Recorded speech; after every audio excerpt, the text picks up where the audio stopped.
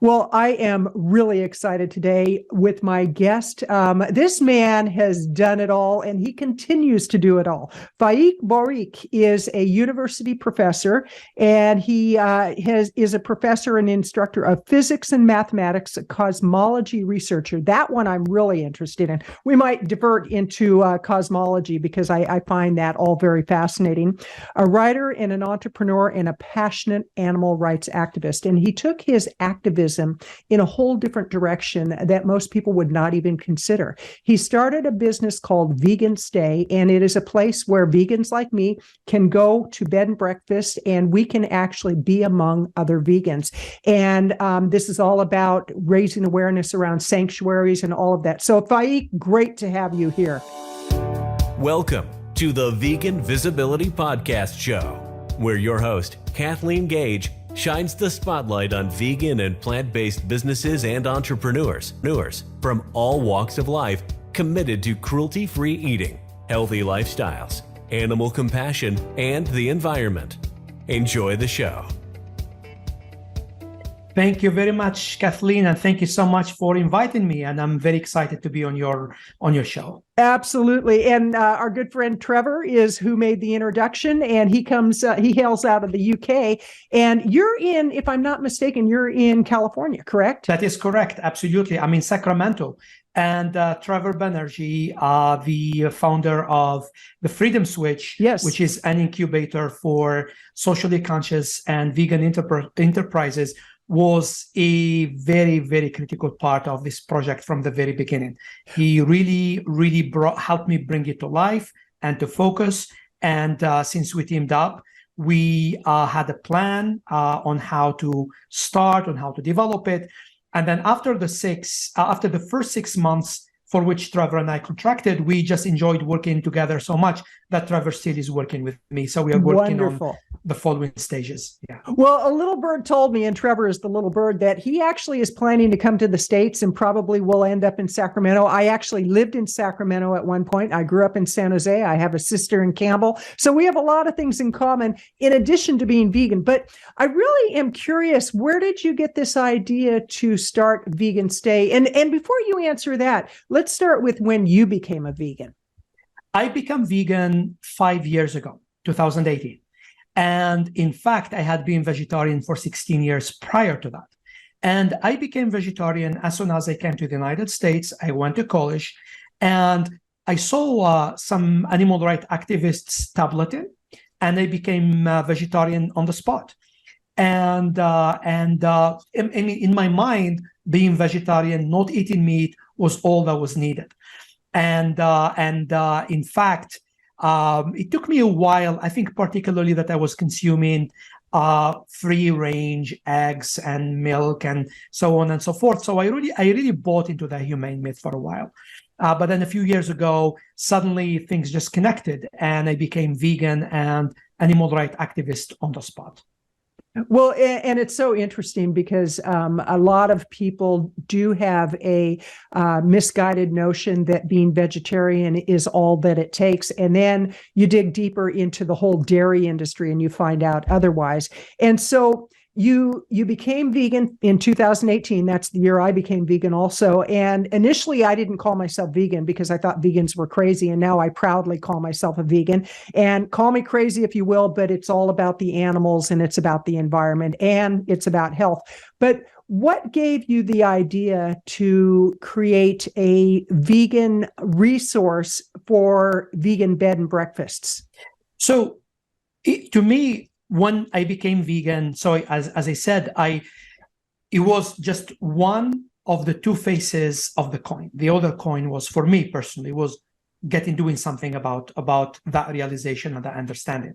So with Linda Middlesworth, our other common friend, so we used to drive to these events by Animal Save, and particularly in the modern world where we live, we really are disconnected from the animals. And even if we, in some abstract way, we become vegan, unless we really run into farm animals, the plight of animals does not become really that manifest and really that direct unless we do that. And then after that, I wanted to go a little bit more. So I started volunteering, and I volunteered at sanctuaries, smaller sanctuaries here in California. But then soon I discovered Animal Place, and I committed to Animal Place since. Except for the time during COVID, but right after I'm actually back at it. I was there yesterday. And by working at Animal Place, I really realized what a special place these vegan animal sanctuaries are, and the kind of immense potential they hold for really changing, I don't believe just the hearts of one individual. I really believe the entire engagement of our civilization, if you agree with that, with animals. But I see at the same time, at a time when this vegan revolution is really catching up, I'm very glad that, other companies that profited from selling animal products are shifting. So I'm happy in that sense. But while they are doing that, so while they are shifting, they're not really shifted. It's just there is some kind of a niche in the market. So they're selling these vegan products and they're capitalizing. So they're capitalizing on suffering and on veganism at the same time. But these organizations, these nonprofit organizations that usually are started by very empathetic people, usually and overwhelmingly women, are sort of like out of the public view, and they really struggle to get the money they need to run their operations, to run their educational programs. And I started to think maybe there is a way of connecting the different aspects of providing a service and at the same time solving this problem, so that these sanctuaries have the logistic and financial support they need, so that they can focus more on what they actually were created to do. I mean, for them, the collection or fundraising is really an incidental or a necessary task they have to do. But what they really want to do is to save animals, look after them, and educate the public about the need to treat animals for the sentient beings they truly are. And then I said, maybe we could bring these two facets, provide a service and provide resources at the same time. Well, and I'm interested about that because the Vegan Stay is a vegan bed and breakfast resource where people can find vegan bed and breakfast to stay at. How does that tie in with the animal sanctuaries? Is it that the vegan bed and breakfasts are located close by? Is a portion of the proceeds donated to the sanctuary? So what's the premise behind that? And how do the two connect? Absolutely. That's a very good question. In many ways. So let's talk about the most direct and tangible way. Many of these sanctuaries started their beds and breakfasts, and they have them on Airbnb and other platforms because they need the source of income to support their operations. If they list that, so if the bed and breakfast belongs to a sanctuary, a vegan animal sanctuary, and then we have now more than 42 sanctuaries from more than 8 countries that have partnered with us, including one in Costa Rica just recently. If it belongs to a sanctuary, then the sanctuary keeps 100% of the rental and 100% of the service fee. So Airbnb charges a fee, but Airbnb keeps the fee. For us, we donate that to the sanctuary to help them with that. If it belongs to a third party that is not a sanctuary, the third party can choose one of these sanctuaries so that 50% of the service fee goes to the sanctuary. So this is a direct source of income. So if they already have a bed and breakfast, we magnify what they already make with that service fee.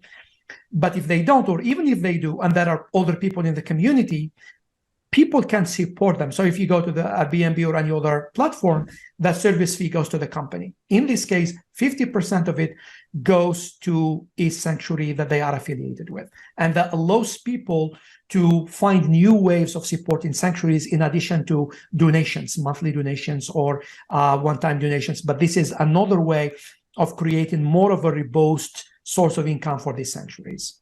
I love that business model because it's one of the struggles that sanctuaries have. Any kind of an animal rescue, a sanctuary, is the funding. All of our animals are rescues, and we have one of our most recent additions is Buster, who is a shepherd pit bull mix, and the organization we got him from, they rescue pit bulls, and their greatest challenge is always the funding. So your business model is helping to solve some of that. And before we get into the next question, I want to remind people that you're listening to the Vegan Visibility Podcast Show. I'm Kathleen Gage, your host, and I'm talking with Faik Bouhrik, and he is the founder of Vegan Stay. With Vegan Stay, when did you first realized that this could be a solid business model and fundraising model and awareness model? When did that first come to you? It actually started in stages. So the first thing is, and the idea evolved, and its evolution, I think, is a story worth noting. So I'm going to talk to you about that in a little bit more detail. So initially, when I started driving to the Animal Safe events, so I told Linda that, our common friend, Linda Middlesworth, that I'm going to create a website that is going to tap into this vegan revolution and support animal organizations. But once I started volunteering at Animal Place, then I got to see the struggles of sanctuaries directly. So initially, I perceived this structure as a nonprofit. But soon enough, and like anything else, there was a learning curve involved. I realized two things. And so one of them, a nonprofit is not really the correct legal structure for this. Mm-hmm. And the other thing is that I lacked the resources. I had some limited resources that they could rely on, but I needed a lot of to convince people of this vision, and to have people volunteer their time, because I was volunteering my time as well. But the truth is that after 1 year, I got many promises and I got excited all the time. But then not a single time has anybody really followed up with anything.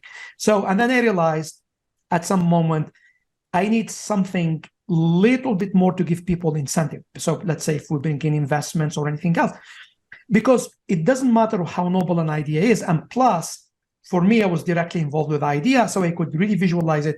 And that was enough of a motivation for me. But somebody else, they may mean very, very well. They have their own priorities. I mean, it is what it is. So then I came up and I settled onto this sort of hybrid model where it is, even though it's a business, but the vision is really what so it's a business that was created to support a vision in the first place. Mm-hmm. And the vision is written so strongly in the business so that the business does not take a life of its own and overwhelm the vision or use the vision for the sake of the business. So have to make sure that it stays that way, that the business part, so it's a hybrid where the business part is fully and totally subordinate to the vision part, to the ethics and vision part. And so it came out in these stages, and I would say by around March 2021, where I settled on this idea. But then, so I hired somebody to create a website, but he was a web designer, and did not have any business experience or marketing business or anything else. Mm-hmm. So that was our first iteration. Then I showed it to Linda. Linda was really excited. She introduced me to another one of our common friends, Peter Goldstein. Yes. Peter Goldstein introduced me to Trevor, and the rest of the story, So. Well, you've mentioned Animal Stay a few times, and I know that when we first get involved in the vegan community, whether it be that we want to change our diet or we do want to do it for the animals or the environment, whatever our motivation is, there's so much we don't know. We don't know what we don't know. And the longer that I am immersed in the vegan community, the more I learn and the more shocked I am about what really goes on. But with Animal Safe, you've mentioned that a few times. For the people who may never have heard of Animal Safe, what exactly is Animal Safe? So Animal Safe is an organization that is based on the idea of bearing witness. So where people go to be the last contact. Well, not really the last, because the animals, usually pigs or chicken, they are usually going to go into slaughterhouses. Mm-hmm. So that's where the last encounter actually is much more horrific than that. But show them some kindness, recognize them, give them some water, or usually water. I mean, because usually they're transported long distances, they're incredibly thirsty, and just give them that little bit of kindness. And I have to admit, For me, these were happening at night, and I was really overwhelmed very quickly because bearing witness, it's incredibly traumatizing. And that's exactly what I realized, that now that I have bear witness and that I understand this, the idea is not to continue to be traumatized, to take that knowledge and turn it into something more fruitful. And that's the direction that I took. So, and I think those events are incredibly important, particularly for people who are not really familiar with this. Right. But for me personally, I thought it was good to come face to face with that, but to take that knowledge and turn it into something constructive and move and do something with it. So I did not go to animal safe events for quite a while. Going to volunteering at sanctuaries and focusing on the vegan stay, that was the direction that I sort of went into. And I think that's our whole point in the first place, is to sort of bring awareness in this day. It's very incredibly shocking, but what we do to animals is incredibly shocking. Right. And so. Well, and I really like how you frame that, because it's like, once we learn the truth, we don't need to keep seeing it over and over. We need to do something about it. And, Robert Sudd, who is a photographer, and he goes into the different vigils, and he's been in factory farms undercover. And he said the first time that he was exposed to that, for 3 weeks, he went into a depression because he didn't realize how much pain and suffering there was. Jamie Logan is another activist. She's out in New York, and she would go to the animal saves, and she would, or the animal stay, and she said there was only so much she could take of that. And then she realized, okay, I can keep being angry about it, or I can do something about it. And that, I think, happens to most of us, is when we first learn the truth. First, we want everybody to change, and then we realize we're not being very effective that way. So how can we be effective in the way that we educate and raise awareness? So I love what you're doing. And with the Vegan Stay, how do people find your website? What's the best web address to find you on? What social medias are you most active on? So thank you very much for that. And the website is very simple, www.theveganstay.com. And in fact, we are adding quite a few things. For example, the ability to pay in foreign currency. It's starting this week. So people will be able to pay in US dollars and in other currencies. And right now, our priority is to add listings and to connect people with sanctuaries. So we are trying to embed all the sanctuaries with the sanctuaries globally, and embed every sanctuary with all the people that support it through their stays. So we are creating now pages for sanctuaries. And the other platform that people could find us is the same thing in our handler in or handle, whatever you call those things, in on Instagram is the Vegan Stay. Okay. And the same thing on Facebook. And if you Facebook, we just put the Vegan Stay, ours is the first one to show up. So Perfect. The Vegan Stay is, theveganstay.com, the Vegan Stay on all social. Okay, and we'll make sure to put that in the show notes. Thank you. Actually, I don't know if you've had the opportunity to meet Jackie and Gareth, who are with Vegan FTA, Vegan for the Animals. They're out of, I believe, New Zealand, and they're very involved in sanctuaries. So if you don't know them, I'll make that introduction. And I just recently had them on the show. But, I just so love what you're doing. And I want to switch gears here just for a moment and go into cosmology. Tell us what cosmology is. And I kind of feel like there might be a connection between the stars and metaphysics and the animals and the energy of, what people are putting into their body. I mean, I'm really giving you a leading question here, but tell us about cosmology. And does that in any way connect with what you're doing with animal sanctuaries and your activism? Absolutely. And what you said is absolutely right. We are stardust. And in fact, we are yet on a cultural level to catch up to the lessons of evolution, let alone the lessons of cosmology, which is even a younger science. So cosmology is, in broadly speaking, is the physics of the universe as a whole. So it's a study of the universe as a whole, a universe at the largest scales.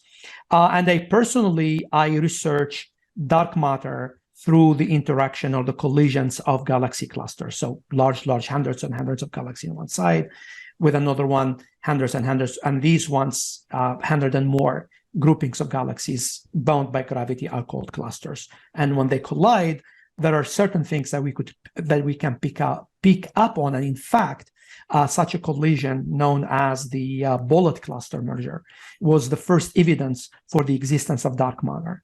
So now we are working, and my PhD thesis is actually based on this, is on how we can use these collisions to study more or to understand the properties of dark matter better. Because really, the fundamental physics experiments here on Earth, they haven't shown anything yet.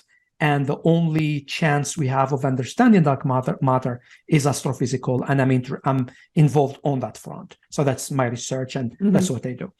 And talking about energy and the universe, as far as we know, some event happened 13.6 billion years ago.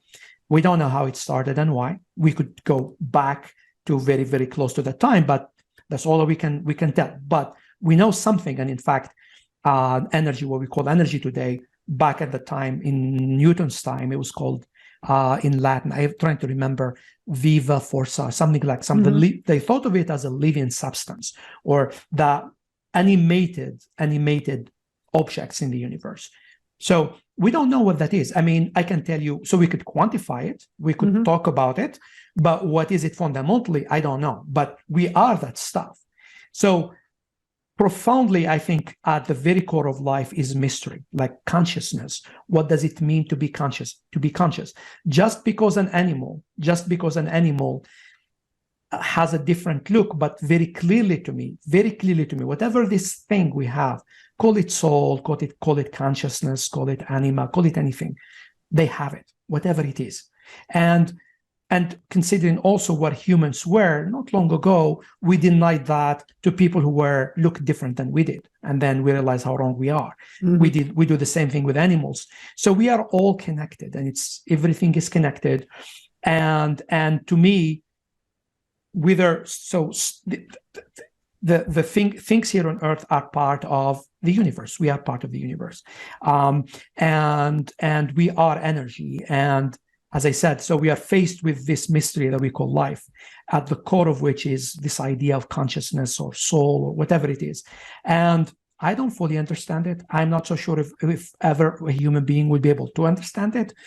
And I'm very, very comfortable with it staying at that level of mystery. But I want to honor it in the animals that I see in front of me. That I don't understand it, or they look a little bit different than me, gives me no right of denying them the experience and taking them and their lives for granted, like we have been taught to do culturally. Well, and that really leads into, because I've given a lot of thought to the whole idea of the pain and suffering that animals go through, and when people consume that and they put that into their body, to me, that seems logical. That's one reason there's so much pain, suffering, and violence in the world. And there are some people, when you present that position, they go, oh, that's crazy talk. And, I'm just fine the way I am. And yet part of my mission, and one reason I have my two podcast shows, and I do a lot of writing, and I, do what I can to raise the visibility of the people on my show, is because I really believe that people don't understand. They don't realize how connected we all are.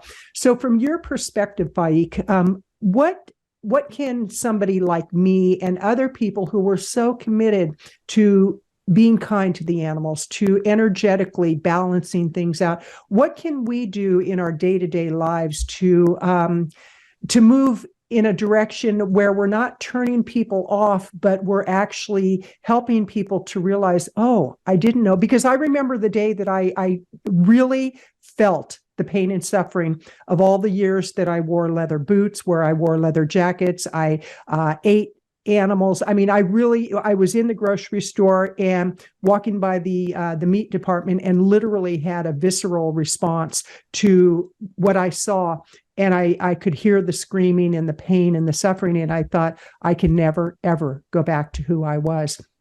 And it was in that moment that I said, I am vegan, and I will do everything I can to put the message out there. So what could somebody like me and others who are watching and listening right now, what can we do? Oh, absolutely. I think beyond vegan, we're a human. Not just that. By saying that, I'm pointing to something important. We are a mess. We are complicated. So yes, we have this thing called soul, consciousness, and all of that. We are also, ourselves are animals. We are tribal animals. We are quite egotistical. We like to identify with things. Cognitively, human beings like to box things, like to put things into boxes.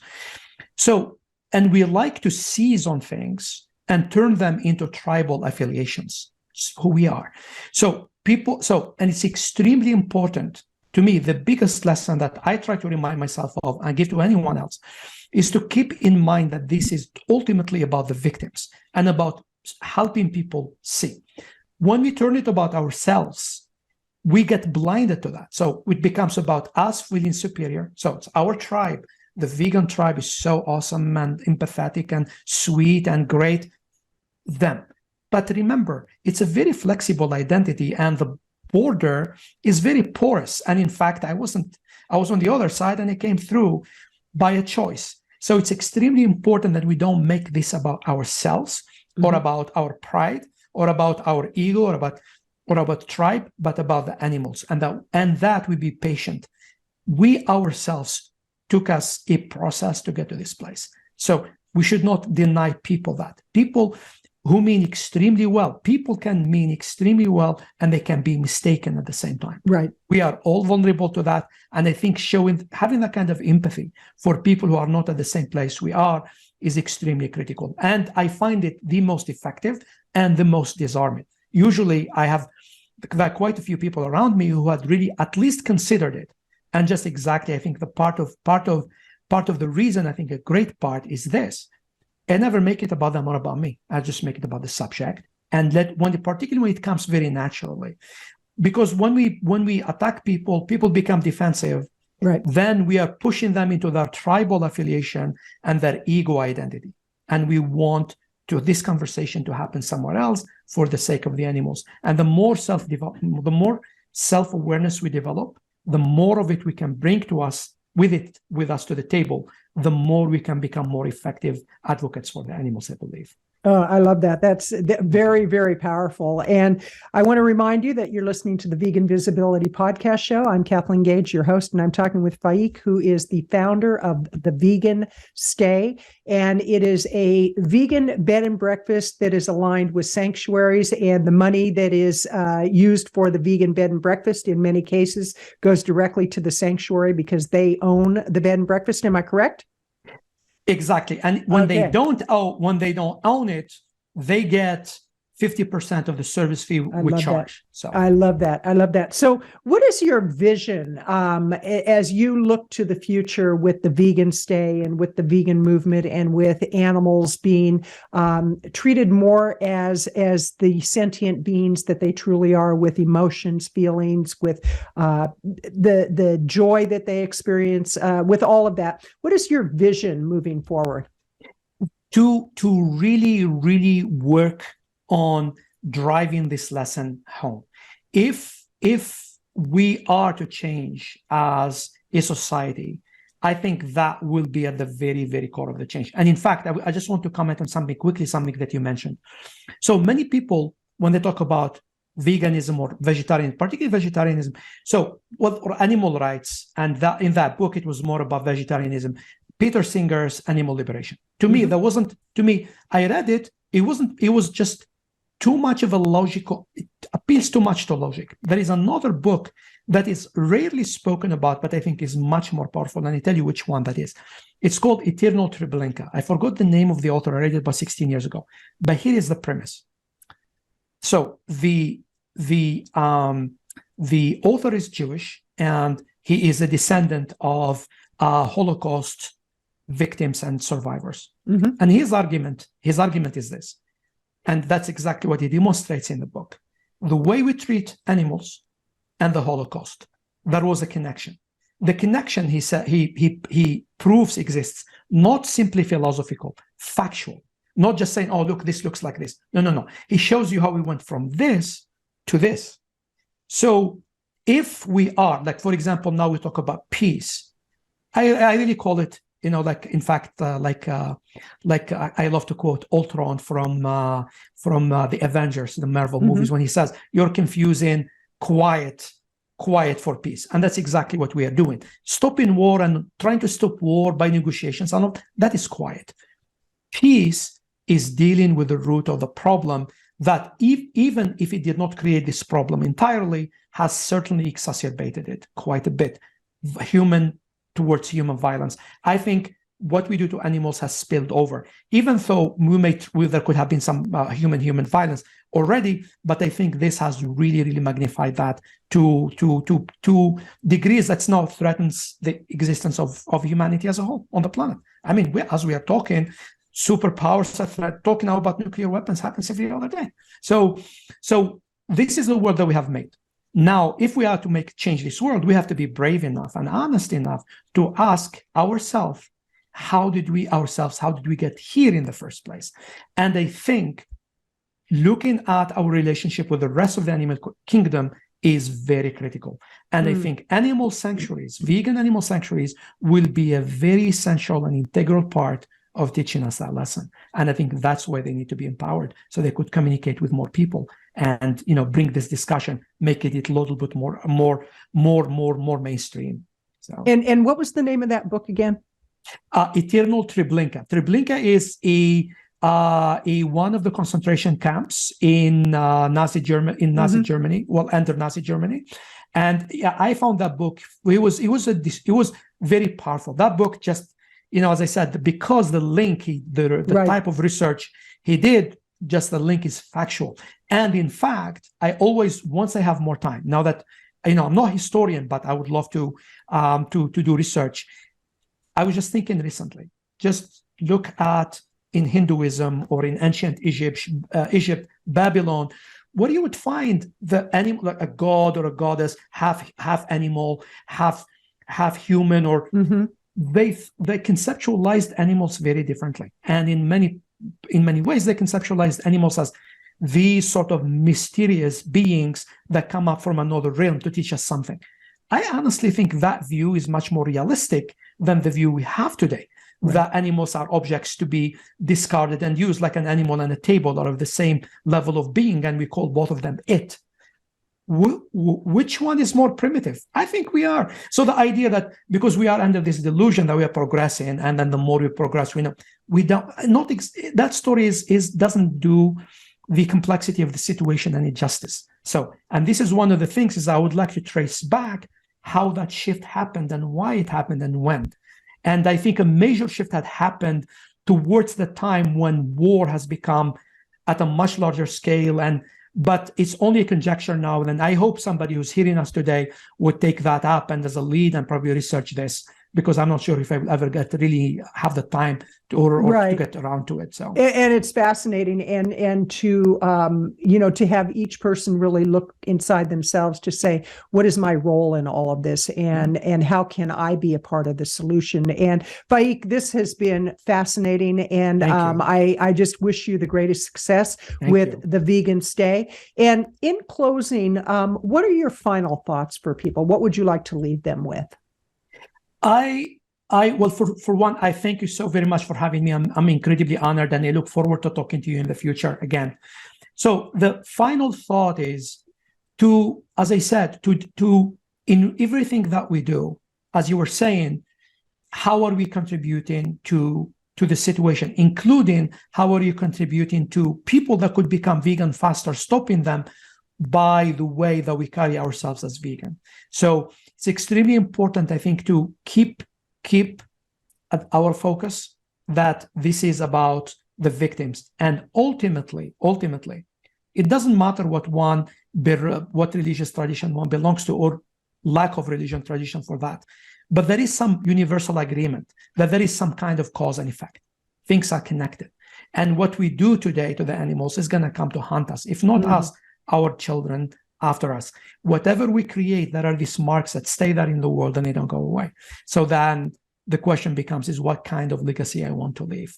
And I really hope that a compassionate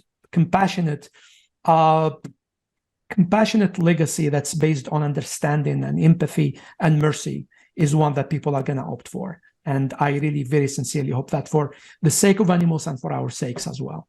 Wonderful, wonderful. Well, this has been truly delightful. Thank you for being on the show. And thank you to everybody who's been watching and listening. Without you, we couldn't do what we do. And I encourage you, go out and look at what you can do to make a difference. This is Kathleen Gage with the Vegan Visibility Podcast Show, wishing you much compassion, much empathy, and much health. Have a great day. You've been listening to the Vegan Visibility Podcast Show. Be sure to subscribe to get notified when the next episode is live. And we always appreciate reviews. Join us next time for more inspiration, education, and motivation to build your business one cruelty-free and healthy person at a time.